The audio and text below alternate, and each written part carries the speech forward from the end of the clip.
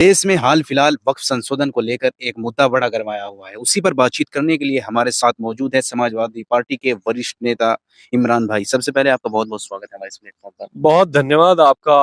और मुझे खुशी हुई कि आप इस मुद्दे को लेकर के जनता के बीच में आए और हमसे जानना चाहते हैं। तो अच्छा, ये संसद में बिल पास हो चुका है, राष्ट्रपति की मोहर भी लग चुकी है। तो इस पर क्या सोचते हैं आप लोग? आपकी पार्टी क्या सोचती है इसके ऊपर? देखिए, हमारा स्टैंड संसद में भी क्लियर था, ये असंवैधानिक बिल है। यहाँ देश में हिंदुस्तान एक प्रेम का देश है और ये यहाँ की मिट्टी एकदम मोहब्बत की मिट्टी है, खुशबू वाला देश है। एक गुलदस्ता है जिसमें हर तरह के फूल लगते हैं और सबको अपनी आज़ादी है। सेकुलरिज्म किस चीज़ का नाम है? हमारे बुजुर्गों ने यहाँ खून दिया है, पसीना नहीं खून दिया है।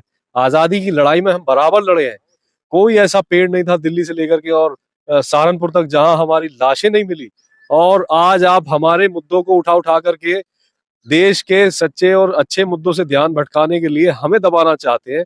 तो हमारा साफ संदेश है, हम सड़क से लेकर संसद तक आपकी मुखालफत करते रहेंगे, संविधान के दायरे में रहते हुए। तो जिस तरीके से बीजेपी कह रही है कि वक्फ बोर्ड के अंदर बड़ा करप्शन है, हम लोग समय के साथ चीज़ें बदलना चाह रहे हैं। तो आप किस तरह देखते देखिए, हैं? करप्शन है तो फिर आपके यहाँ फिर आपने अगर मुस्लिमों से इतनी मोहब्बत है तो अपने यहाँ एमपी क्यों नहीं बनाए? अपने यहाँ मंत्री क्यों नहीं बनाए आपने? और आप अगर मोहब्बत है तो आप अभी भी उसमें तरमीम करके आप दूसरी जाति के लोगों को डालना क्यों चाहते हैं? अगर ऐसा ही है तो आप आइए, आपने राम मंदिर का जो ट्रस्ट बनाया उसमें मुझे भी डाल दीजिए और मैं कह रहा हूँ आपकी जितनी संस्थाएं मुझे डाल दीजिए।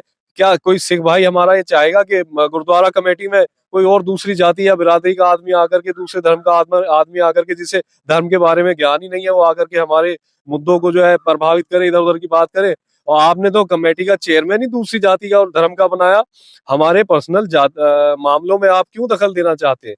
हमारा देश पर जितना आपका हक है उतना ही हमारा भी है।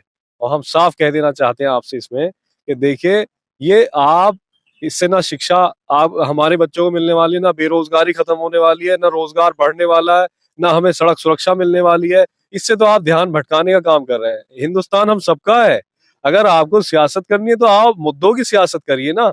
हमें रोजगार की बात करिए, शिक्षा की बात करिए, स्वास्थ्य की बात करिए। हमारे नौजवान परेशान है, किसान परेशान है। किसान प्रधान देश में आप किसान को परेशान करके रखे हुए हैं। किसानों के लिए आप 3 बिल लेके आए थे, क्यों वापस किया? क्योंकि किसान सड़क पे था। अगर मुसलमान इसी तरह से सड़क पे आ जाएगा तो आप गोली चलाने का काम करेंगे। साफ संदेश है हमारा। क्या आप हमको मारना चाहते हैं, गोली चलाना चाहते हैं? ऐसा क्यों करना चाहते हैं? देश का विभाजनकारी नीतियों में आपका पूरा हाथ। अच्छा, जिस तरीके से ईद मिलन और होली मिलन का प्रोग्राम रखा गया लखनऊ में पार्टी कार्यालय पर, हाँ। तो वहाँ पर भी इस बारे में कोई चर्चा हुई? नहीं, वहां इस बारे में कोई चर्चा नहीं हुई थी। हम राष्ट्रीय अध्यक्ष जी से मिले थे, उनका भी साफ संदेश है। वो चाहते हैं देश हम हमारा देश हम सबका देश है, मोहब्बत और प्रेम की भाषा का देश है। और वहां पे उन्होंने एक बहुत ही शानदार और बेहतरीन कार्यक्रम किया था, ईद और होली मिलन समारोह। ये सभी धर्म के गुरु बताए जा रहे थे। देखिए, सिख ईसाई हिंदू मुस्लिम तमाम लोग हम थे इकट्ठा। देखिए, धर्म एक विचारधारा है, ना कि वो इंसान एक शक्ल, इंसानी शक्ल नहीं है। मेरा नाम मोहम्मद इमरान है, मुझे इस्लामिक विचारधारा अच्छी लगी, मैंने अपना ली। किसी को अगर हिंदुत्व अच्छा लगता है वो अपना लेता है, लेकिन हम हैं तो भाई भाई। अब भाई भाई में लड़ाई जो कराए, सबसे बड़ा गद्दार देश का वो है। हम तो साफ कहना चाह रहे हैं, सबसे बड़ा देश का गद्दार वो जो भाई को भाई से लड़ाए। पहले अंग्रेजी टाइम में बांटो राज करो की नीति पे जो लोग काम करते थे, आज भी वही लोग बांटो राज करो की नीति पे काम कर रहे हैं। उन्हें कहना चाहते हैं, अब ये देश की जड़ें बड़ी मजबूत है, आप इन्हें खोखला मत करिए। भाई भाई में प्रेम की भाषा और प्रेम की बुनियादें मजबूत करिए। देखिए, जिस घर की बुनियाद कमजोर होती है वो गिर जाता है। बाहरी ताकतों को मौका नहीं देना चाहिए हमें। हमारा देश बढ़ती चढ़ती ताकत है, इसको प्यार मोहब्बत से हम सब लोग बनाने का काम करें। हमारा देश इकोनॉमिकली बहुत ऊपर जा सकता है, हमारा देश शिक्षा में बहुत ऊपर जा सकता है। देश में जब 85% यूथ हो, ऐसा टाइम किसी भी देश के लिए 100 सालों में एक बार आता है जब वहां पे यूथ होता है। 85% यूथ को आप जो दिशा देंगे वो देश का कल्याण हो जाएगा। और अगर आप इसको आपस में लड़ा देंगे तो देश बर्बाद हो जाएगा।